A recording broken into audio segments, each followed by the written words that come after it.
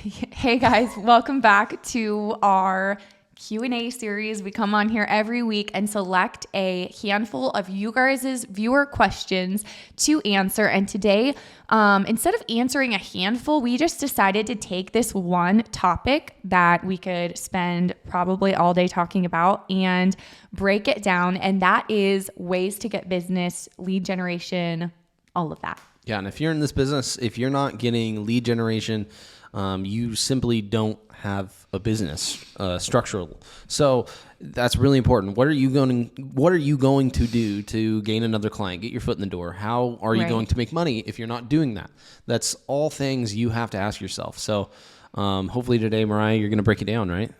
We're going to break it down. We're going to break it down. I'm going to break it down. Yeah. So what we're going to do is we're just going to think back to all of the ways, everything we've tried, everything we've done, how it went, what worked, what didn't work, what we do now, just everything. Because, and the thing is, when I say what didn't work, like, did it work? Did it not work? I'm not meaning does it work or not, because I really believe that every single one of these things we're going to talk about works. Mm-hmm. There is somebody out there who is running a very successful business using every one of these models. So it's not a matter of does it work or not. It's more choosing like what's best for you and what fits your business model, I guess, and the way you want to run your business. Yeah, I think that's really well put though, because what is your real estate goal? Firstly, is it to sell five homes a year, 10 homes a year, 100 homes a year? Who knows?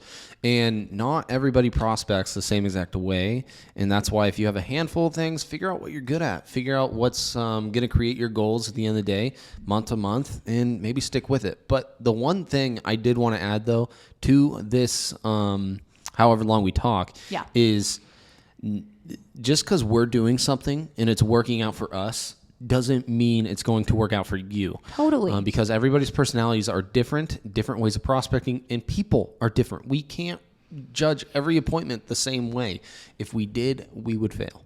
Right. And that's the beautiful thing about this business, though. There's so many ways to do it. So, all right. Well, the first thing we'll talk about, and most of these are free, but we'll talk about a couple that we've tried that aren't free and how that worked for us. Yeah. So hopefully we can save you some money. Yes. The first one is good old Zillow Leads.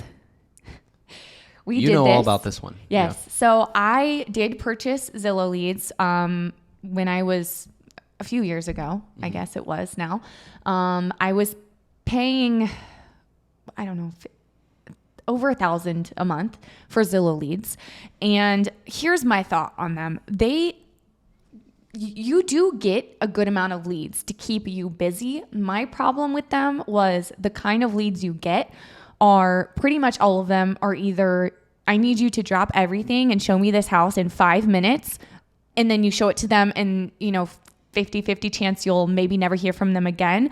Or they're the kind of leads that are like, you follow up with them, you call them every week for 5 years, and then you maybe might list with, or, buy them, sell them a house. If they can even afford it, a lot of them can't. And for me, it's just the complete opposite way that I want to run my business. That's like complete opposite of my business model now, is having no control over your time. Yeah, and what I felt like when you were purchasing Zillow Leads, and you can purchase them for like $300, $500. I've had a friend of mine, personal friend of mine, purchasing them at like $7,500 a month, just for like a certain area zip code. But what I found interesting with Zillow is it kind of like drowned you with quote unquote leads. Yeah. How good were these leads? I'm not really sure, because I consider myself decent at follow up. I don't like forgetting about people. I tell people I'm going to do something, I'm going to do it. But none of them, I shouldn't say none, quite often, very few of them actually came to the closing table to get a deal done, which ultimately is why you're buying leads, right? But if you think about it, if you spend, say, $1,000 a month on leads, it doesn't take a lot to close one and get a return on your investment. It's not like you need to close a ton of them to get a return, if that makes sense, because of how much you make when you do close one. My biggest problem, like I said, it's just the kind of leads you get. It's not really that who I have interest so hard in working with right now. But that doesn't mean that might not work for you. I know there's a lot of agents who spend way more than that and get a huge return, and it's great for their business. So it just depends on how you want to do things, you know? And I think ultimately it's like how you're organizing these leads and structuring it. Zillow, they have really good representatives that can actually come out to you and help you manage your Zillow profile. And that's a free resource, right? That was free to you. I remember talking with the rep quite a few times. Yeah, they were helpful. They're very helpful. And so we're not bashing Zillow or anything. It was just over time, we realized we could go to different areas of prospecting that work better for us. So if right now Zillow is working for you, go for it. Keep on getting those closings. Yeah. Okay, so another thing I tried, this is another thing I paid for. It's called Highview, I believe. And it was basically what they did was they would create and manage Facebook ads for you. So you didn't have to do any of the work as far as like making the ads and putting them out there goes. You just pay them, I think it was a couple $100s a month. And then they boost it out there to the demographic you choose. And then you get leads every, so often. You'll get a name, an email address, and a phone number. So similar to Zillow. And when I was with them, I think I was with them for a year and a half or so. And I got a lot of numbers and people, but they were the worst leads, honestly. I'm not saying that as an excuse. Like they were bad leads. Like I would call these people all the time. It would go straight to voicemail. Either they were like, "Who are you?"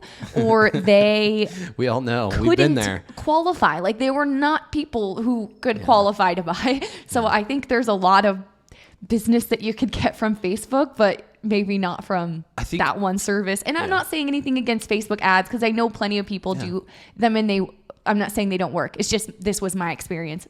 One thing though that we didn't add when we were talking about Zillow is the qualified leads too. I remember that them representing qualified buyers.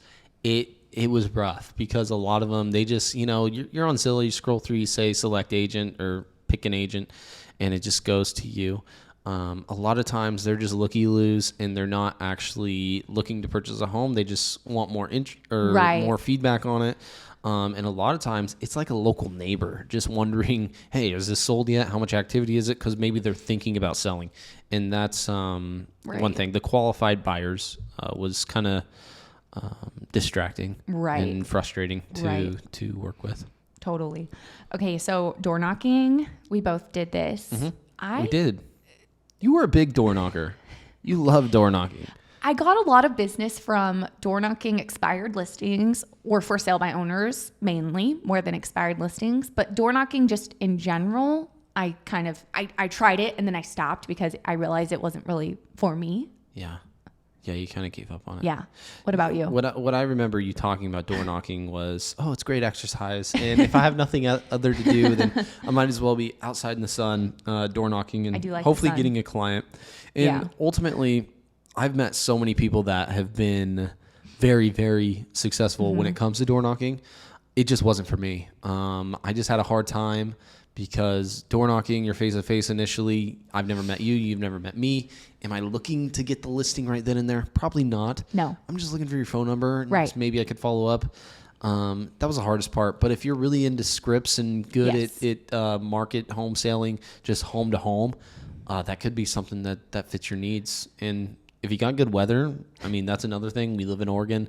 Weather's kind of unpredictable at times, So summer months are great to door knocking, but I just didn't have much interest. The reason I sucked at door knocking was because, so I have no problem going up to, a random door and knocking on it and talking to a stranger, whatever. That part is fine. But the problem with door knocking is where I believe you really get results is, so you ask them for, there's so many scripts out there. You ask them for their contact information after you've asked a few other questions. You try to get their contact information because the whole point in door knocking is it's more of a long-term game. You're trying to get people to follow up with long-term. You're not trying to just get like one random house or you're going to be knocking on a million doors. Right. So you're trying to get their contact information. Most people are going to say no to giving you their contact information. And for me, I have such a hard time saying, like, there's scripts and objection handlers for when they say no. Do you know what I mean? Yeah.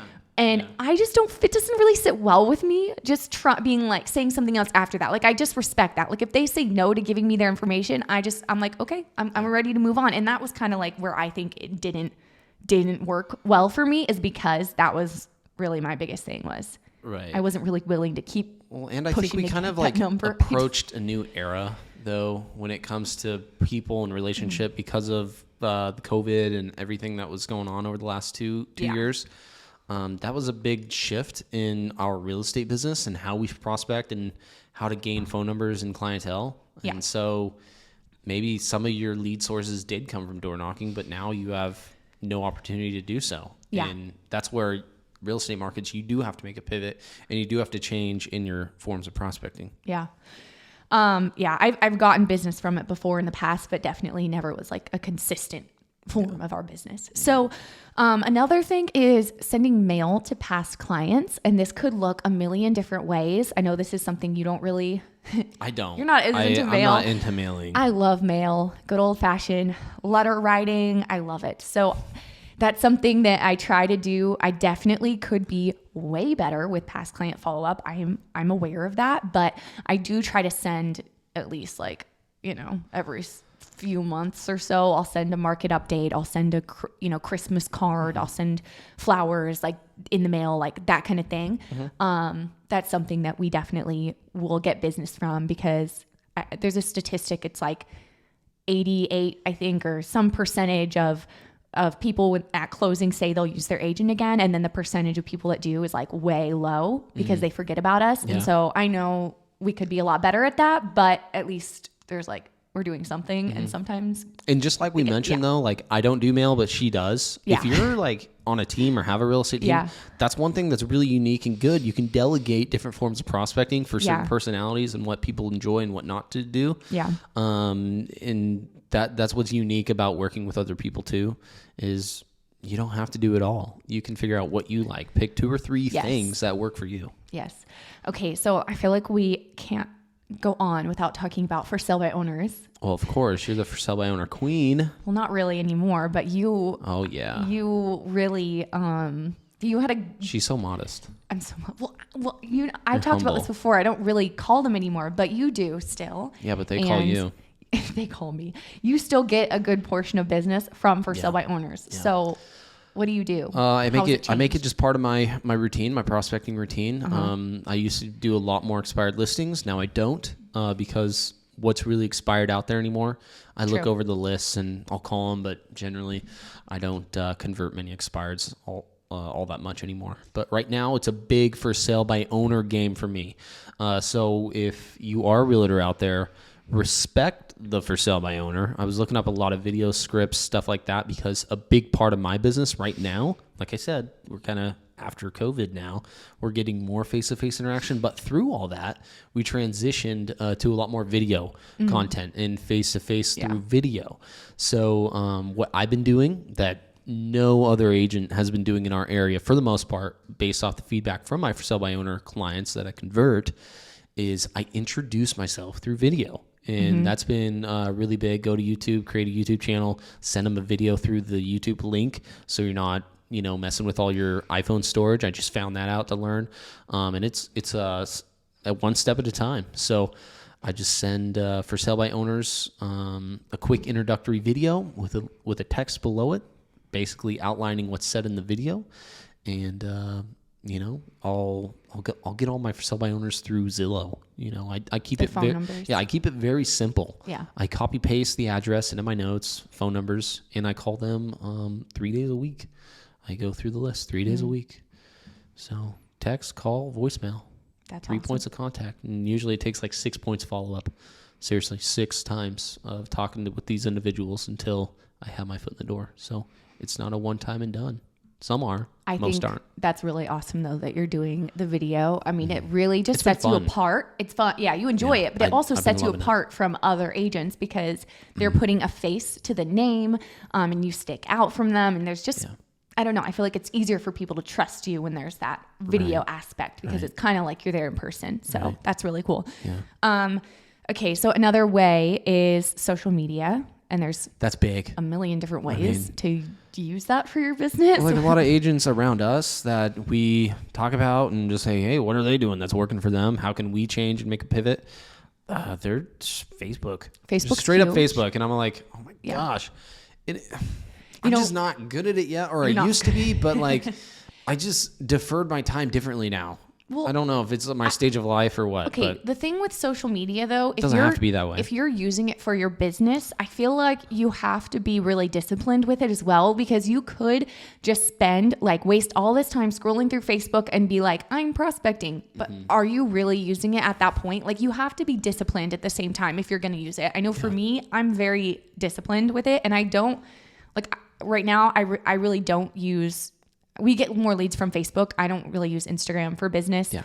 I have gotten business from it in the past, but I'm at a point where it's just not something I really enjoy. And I feel like I've said, if you don't enjoy something in this business, there's so many other ways to get business, so you don't have to do that thing. So, but for Facebook, it's really just staying in front of your friends and your family and your sphere and even past clients, and kind of just reminding them that you're in the business, but also just showing you're like a real person too. Yeah. So it's a very easy way to get business. Yeah. Facebook's great. I'm going to start using it more. That's one of my goals of prospecting to get better at. So definitely an improvement for me personally. Yes. Okay. So another way is online video. So another one, there are 1,000,001 ways to get business using online video. There's agent to agent referrals. Like we have had a lot through this channel. And by the way, if you're listening to this and you're an agent in another area and you have a client relocating to Oregon, send them our way. We'd love to work with you and give you a referral fee and help your client. But using online video, there's so many ways to do it. You can, in the past, we used to do videos, like nice professional listing videos for every one of our listings, something we don't do anymore. We'll do one every now and then, but we used to do one for every one of our listings. We put them on Facebook and we would get business from that. But like I said, there's so many ways, there's so many platforms. It's kind of endless, just choosing what form and what platform is best for you. Yeah. I think if you're moving ahead in using video, then you're going to be somewhat on a different level than the other local agent around you that has already prospected that same client. Yeah. Just because you're different. And I always say, what are you doing that's different than the other agent that's going to get you business? Yeah. Whether that's writing an offer, whether that's competing with a listing, what are you doing that's different? Because in the end, it's marketing yourself and kind of the self-promotion. And it proves, the biggest thing I found is that it proves that you are a professional and you are knowledgeable and you know what you're talking about, because most of my clients right now do come from YouTube. And a lot of the videos I put out there are ones that share just information and knowledge about real estate. And I feel like because I'm so young, it definitely helps maybe take me more seriously or see that, oh, she does know what she's talking about because she was able to help me and explain this whole thing in this video, if that makes sense. Totally. So it's a really good way to just show them your knowledge and that you do know what you're talking about and you're an expert. Mm-hmm. And that's what we are. I mean, as a real estate professional, you're an expert. People are relying on you. Right. They need you. And you have all the answers. And that's why you're watching these videos. You're wanting to better yourself, to educate yourself, to benefit your client. Right.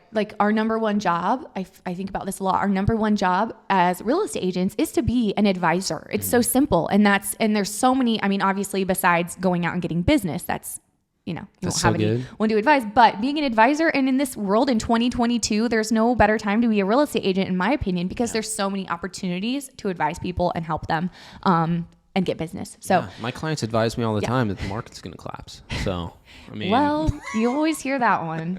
I've been hearing that. It's never ending. Seriously. I actually got prompted with the question from a for sale by owner, prospecting this morning.